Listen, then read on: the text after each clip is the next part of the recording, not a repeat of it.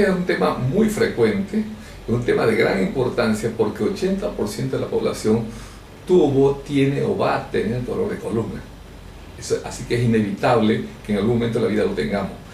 También es importante porque 2 a 5% de las consultas médicas se refieren a dolores de columna. La columna es vulnerable porque biológicamente, aparentemente no estamos preparados o programados para estar de pie. Acuérdense que éramos unos monos hace unos cuantos millones de años. Pero al ponernos de pie hemos puesto mucho peso sobre las vértebras y la porción baja de las vértebras, especialmente sobre los últimos espacios lumbares.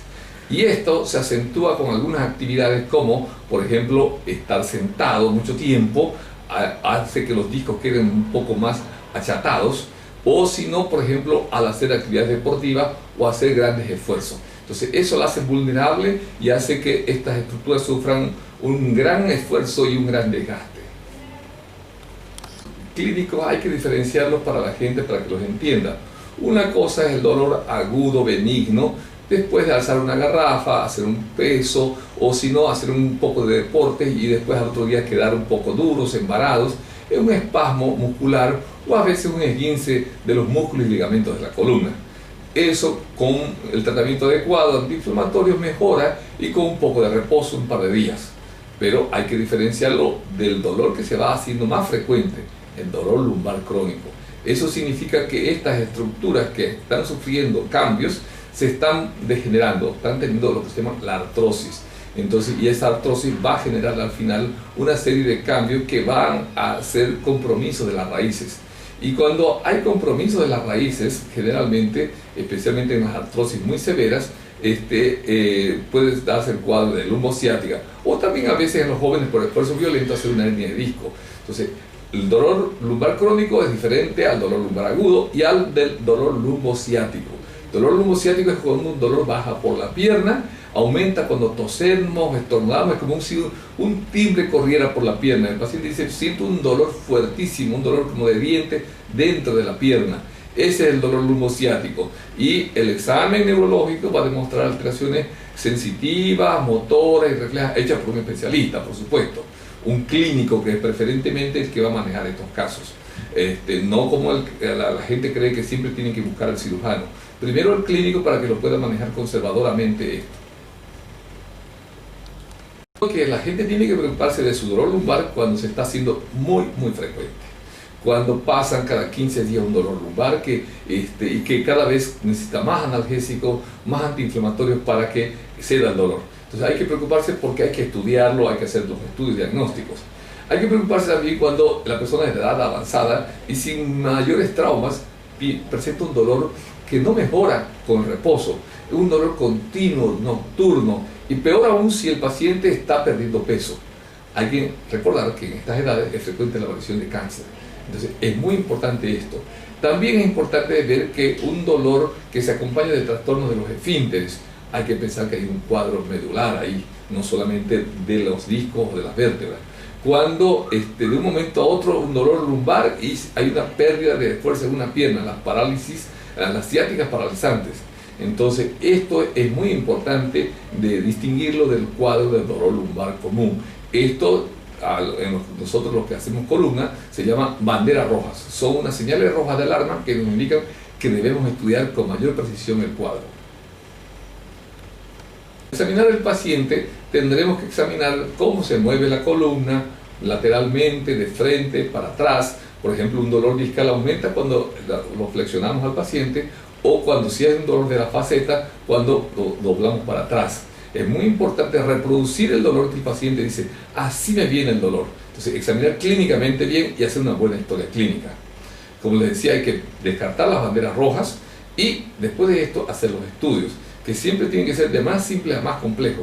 Las radiografías, las tomografías, la resonancia y también la electromiografía, que es un estudio funcional de los nervios que nacen en la columna de las raíces. Entonces, cada uno de estos estudios tiene su función dentro del tiempo en que se toca examinar al paciente. Entonces, es importante que todos estos estudios sean, armen el mapa de lo que es el paciente para saber qué vamos a hacer con él. El tratamiento depende si el dolor es agudo, es fácil, como digo, un par de días y unos 4 o 5 días de fisioterapia o de antiinflamatorios mejora. Pero si el dolor es crónico, tenemos que darle muchas indicaciones al paciente para que cuide sus posturas, para que cuide sus posturas al trabajar también, y darle un soporte medicamentoso continuo. También hay que ver si el paciente tiene síntomas neurológicos como pérdida de reflejos, atrofia muscular, pérdida de fuerza. Entonces en esos casos hay que considerar que si el dolor es rebelde y hay un deterioro neurológico progresivo, tendremos que pensar en una opción quirúrgica si los estudios complementarios así también lo corroboran. Entonces el tratamiento depende de estas variables. Y muy importante recordar que solamente un 10 o 15% de los pacientes terminan siendo operados. Entonces la buena noticia es que los pacientes tratados adecuadamente deben mejorar, y generalmente en un periodo de algún par de semanas vamos a definir el cuadro y determinar qué conductas tomar si el cuadro no mejora. Las raíces generalmente, especialmente en las artrosis muy severas, puede darse el cuadro de lumbociática, o también a veces en los jóvenes por esfuerzo violento hacer una hernia de disco. Entonces el dolor lumbar crónico es diferente al dolor lumbar agudo y al del dolor lumbociático. El dolor lumbociático es cuando un dolor baja por la pierna, aumenta cuando tosemos, estornudamos, es como si un timbre corriera por la pierna. El paciente dice: siento un dolor fuertísimo, un dolor como de diente dentro de la pierna.